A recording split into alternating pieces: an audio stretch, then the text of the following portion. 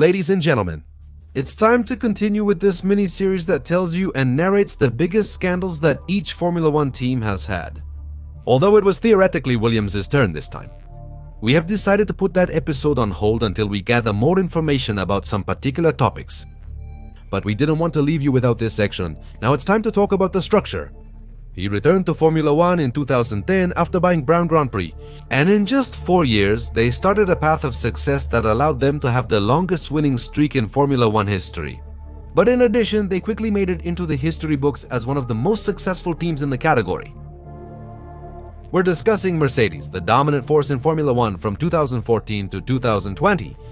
Even though they don't have a long history in Formula One, they have a few scandals that deserve a chapter in this mini-series.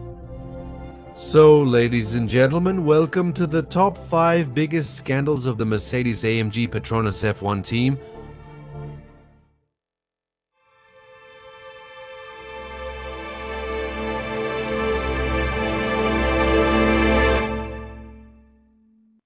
Before starting, note that Mercedes doesn't have as extensive a history in F1 as its own team compared to Ferrari and McLaren. Except for a couple of seasons in 54 and 55, their current history spans only 15 years. So, in reality, this team doesn't have that many scandals and they're not as spectacular as the ones McLaren and Ferrari had in their time. Now that I've warned you, let's begin by discussing the 5th spot on this list, which involves a German team, in a scandal that wasn't actually caused by them, but by one of their sponsors. And this story takes place in the year 2022 when, at that time, cryptocurrencies were starting to take over. A bunch of teams to sponsor in Formula One, for example, Bybit sponsoring Red Bull, OX sponsoring the McLaren team, or even the website itself. Crypto.com sponsored Formula One and is the current sponsor of the Miami Grand Prix. However, the main character of this story is called FTX, a cryptocurrency exchange platform founded in 2019. After reaching its peak in 2021, it joined the Mercedes team as a sponsor in 2022. This agreement allowed the company FTX to put its logos on the Nomex suits, cars, and even in advertising outside the circuits.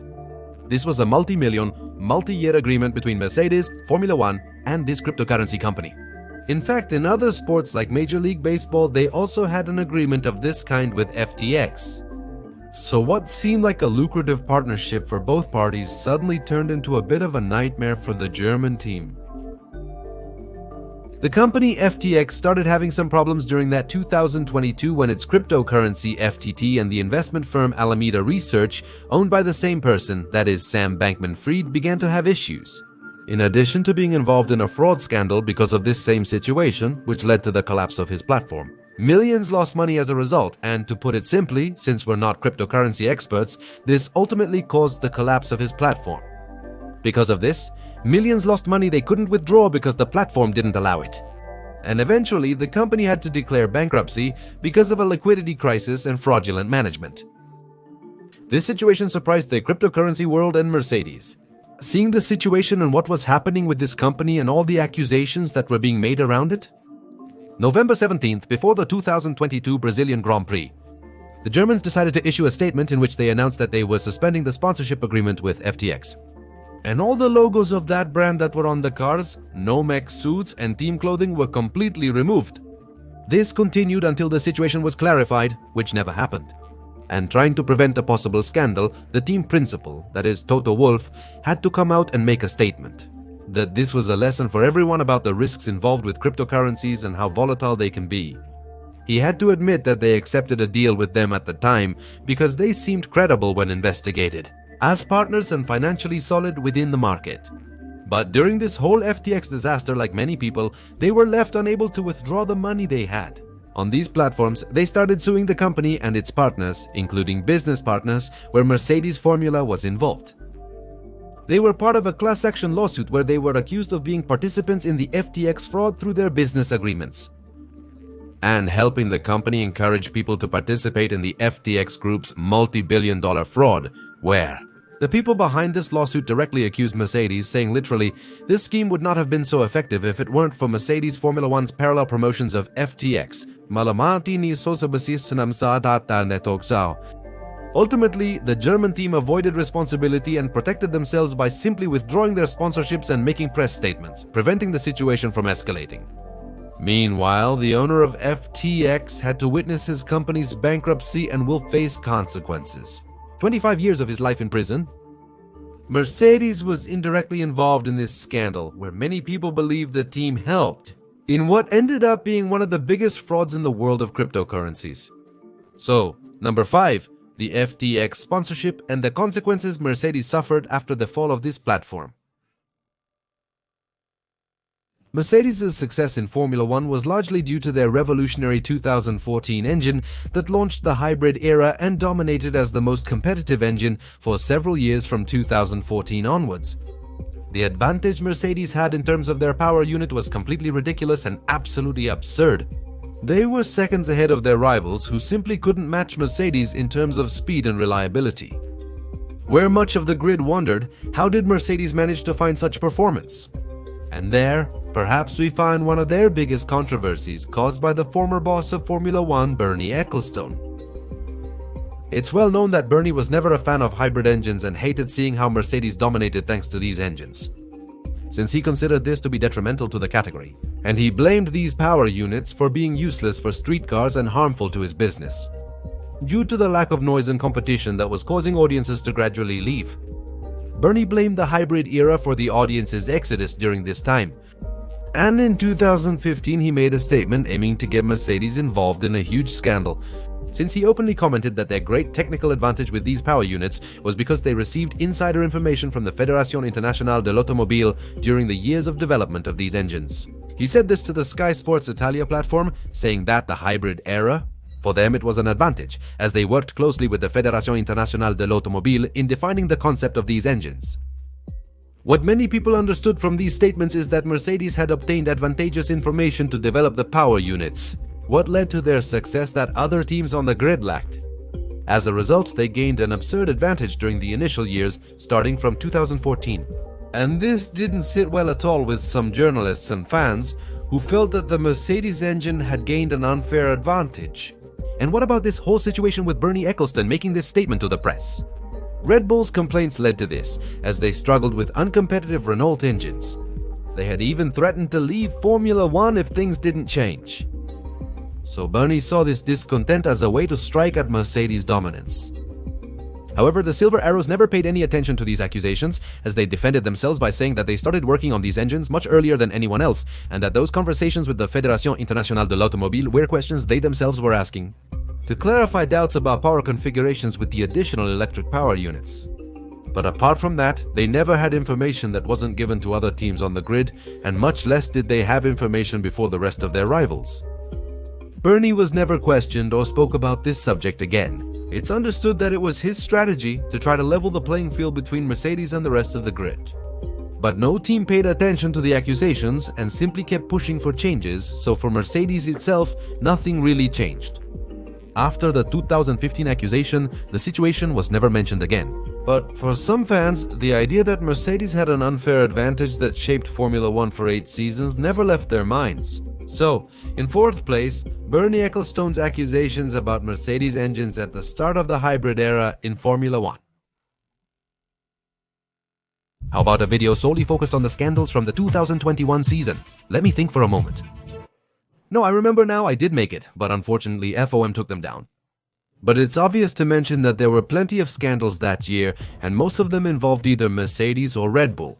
But for this ranking, I want to discuss what ignited the conflict between Verstappen and Hamilton, and what led to the level of intensity and aggression they experienced throughout the rest of 2021, the first lap of the British Grand Prix.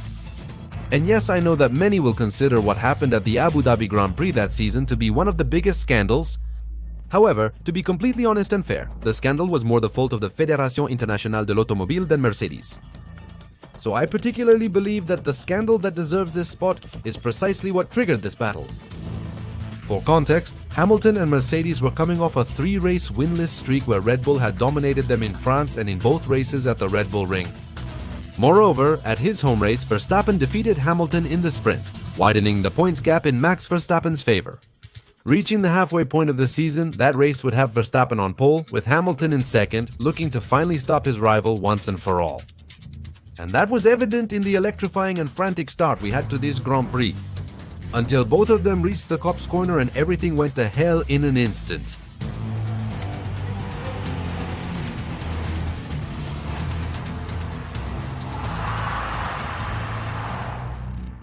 Hamilton's aggressive and overly optimistic maneuver sent Verstappen into the wall at the fast cop's corner. Hamilton survived with only front wing damage, while his rival was hospitalized due to the extremely violent crash. Thanks to a red flag, Hamilton changed the wing. Red Bull insinuated that Hamilton had collided with Verstappen on purpose, and social media users made the same claim that Hamilton made a homicidal move to send Verstappen into the wall. And what about the angle at which Hamilton takes the corner?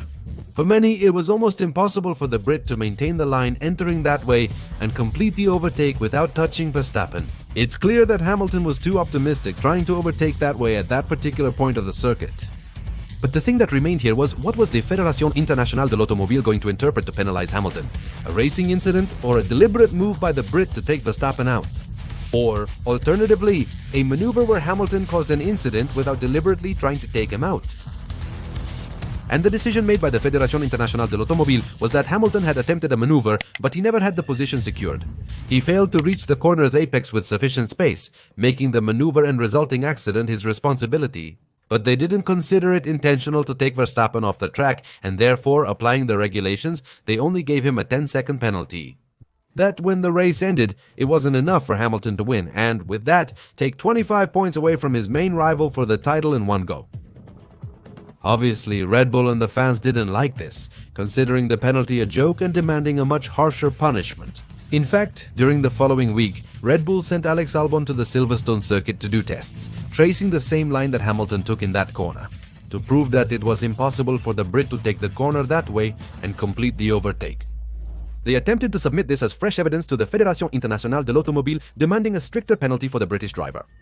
Meanwhile, Mercedes and Hamilton were receiving a flood of insults on social media, to the point that Mercedes had to step in and ask for it to stop. This was because Hamilton was receiving a lot of racial insults and even death threats. Red Bull asked the Fédération Internationale de l'Automobile to review the penalty, trying to present new evidence, but the Fédération Internationale de l'Automobile immediately dismissed it, because they couldn't reopen the case in search of a new verdict. Because the Bulls didn't present new evidence, they actually fabricated it with Alex Albon's lapse. And with that, the Fédération Internationale de l'Automobile closed the incident, although to the eyes of many viewers it was simply the Fédération Internationale de l'Automobile protecting Lewis Hamilton. And with this, Mercedes took the opportunity to completely close this situation with a statement where they asked that, with this resolution, the orchestrated attempts by Red Bull to call into question Lewis Hamilton's sporting integrity come to an end.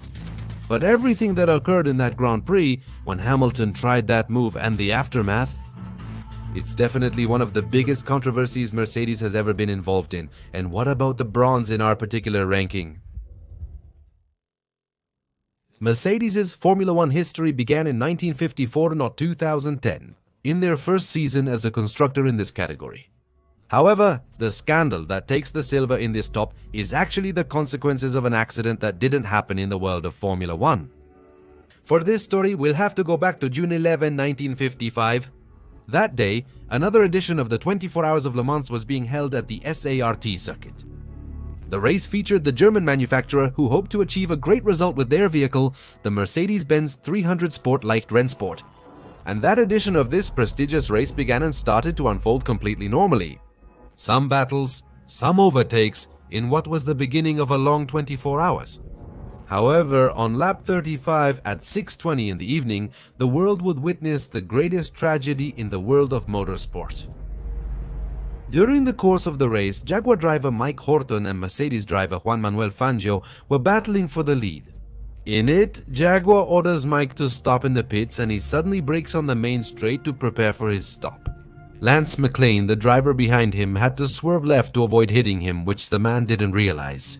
Without realizing that someone was coming behind, at more than 240 km per hour, the Mercedes of Pierre Levesque, who can't do absolutely anything, and ends up colliding with it, causing the car to fly into the crowd where the car caught fire. Levesque died instantly and the car, besides catching on fire, ended up crashing into the spectators at the race.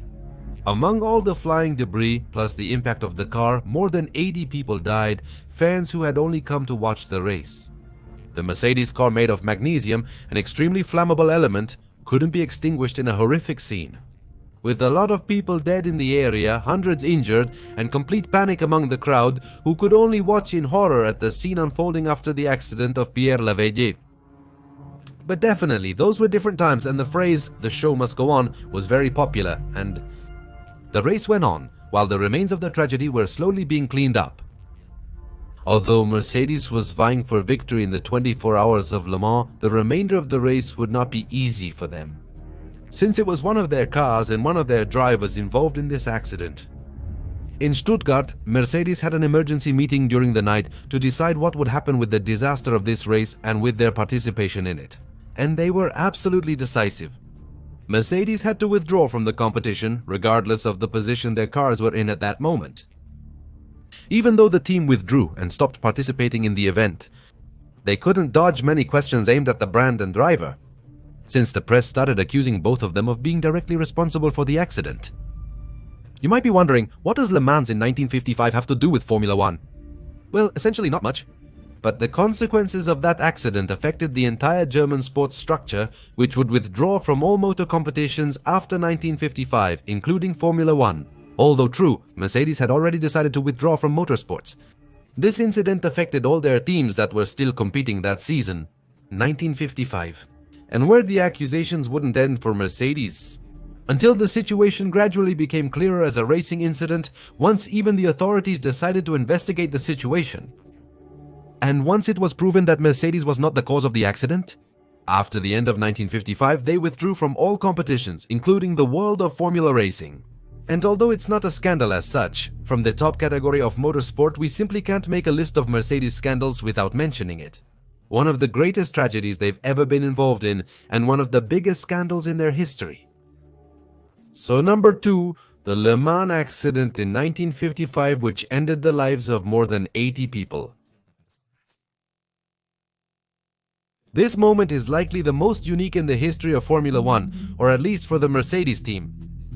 That this team was completely caught doing something suspicious in the category, and it caused quite a big stir, with a minimal consequence compared to everything they could have gained.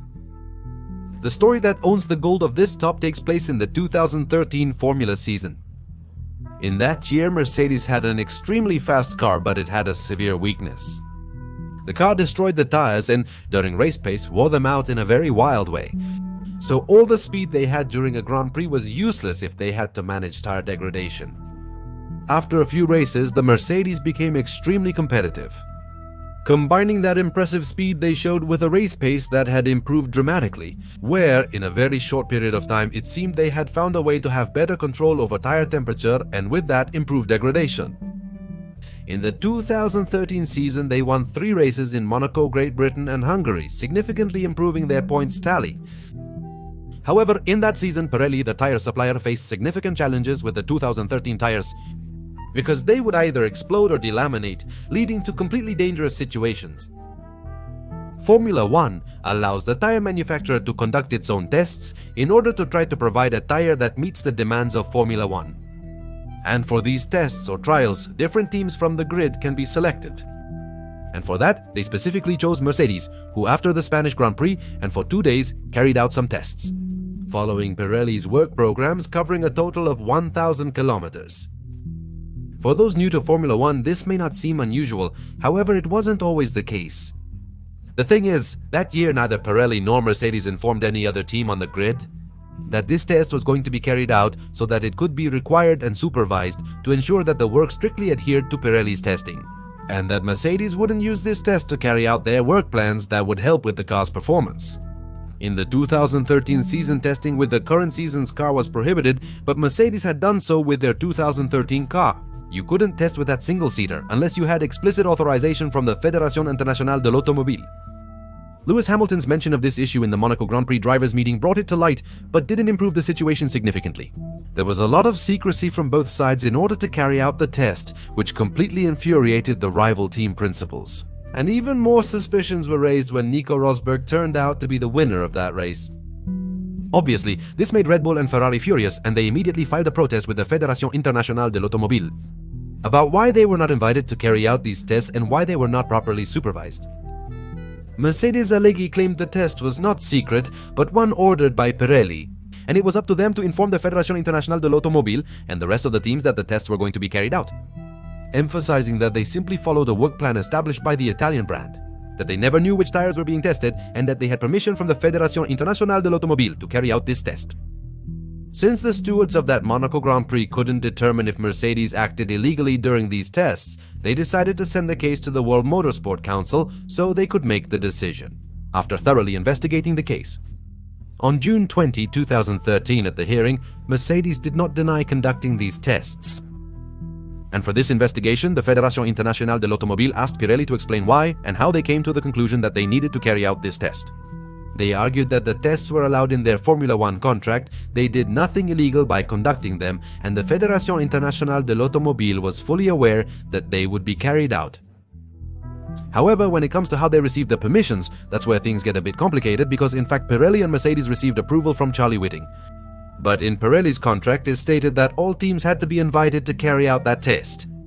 And even though Paul Hemery, who was the head of Pirelli's motorsport department at that time, emphasized that all teams were invited, the Federación Internacional del Automóvil ruled that none of them were informed about the opportunity to carry out the same tests that Mercedes did in Barcelona.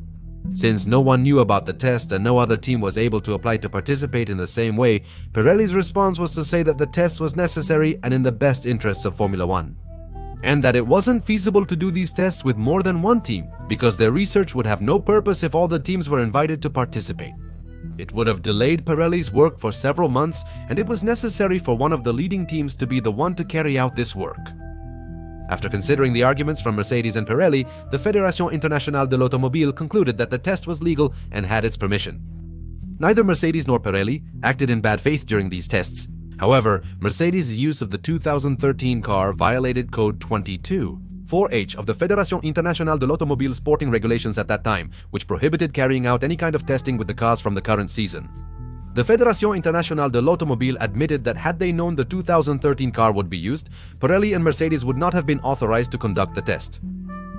Realizing Mercedes had already gained a significant edge by conducting this test, and not that they used it in the development of their vehicle, but because Pirelli intended to give them confidential information that could be very valuable for the German team and that would not be available to the rest of the teams on the grid. Although in a limited way, because Mercedes never knew which tires were used in those tests they carried out in Barcelona. So in the end, the Federación Internacional del Automóvil considered them responsible for violating Articles 1 and 151 of the International Sporting Code. But their punishment was minimal, because Pirelli only received a reprimand from the Federación Internacional del Automóvil, and Mercedes was only excluded from the young drivers test, which would take place later that year. The other teams found it ridiculous and absurd to think they didn't gain an advantage from doing this test, especially given their significant improvements after the Spanish Grand Prix, notably in tire management. They also argued that their punishment was unfair because they would have preferred to do 1,000 kilometers of testing rather than participate in the young drivers tests. In the end, this controversial situation resulted from poor communication between Mercedes, Pirelli, the Federación Internacional del Automóvil, and the other teams, where Mercedes was seriously accused of gaining a big advantage from these tests, and where the teams believed that their punishment was extremely lenient. But we could say that in the end, karma caught up with the German team, because since Pirelli's tires kept exploding and having different problems, they had to go back to the 2012 specification. And those tires that were supposed to be used for the rest of the season, why were they going to be abandoned? The 2013 ones were rigorously tested due to issues with explosions and delamination. The young driver tests where Mercedes did not participate, thus concluding with the greatest scandal in Mercedes Formula 1 history. The gold of our particular top was the secret test between Pirelli and Mercedes in the 2013 season. Ladies and gentlemen, with this we finished the top 5 biggest scandals in the history of the Mercedes Formula 1 team. But I must ask, were you aware of these scandals? Do you think there are others that should have been on this list? Or do you think the ones on this list are the right ones and in the order they deserve? Let me know all your opinions in the comments section. The next episode will be about the top 5 scandals of the Williams team. Although it will take us a while to make that video, if you like this one, give us a thumbs up, subscribe to this channel, enable notifications to know when I upload new videos, and share this with your friends. Be sure to follow us on Instagram and Twitter, links are in the video description. See you soon. For more content on your Skyline Racing channel, thank you for tuning in and see you later.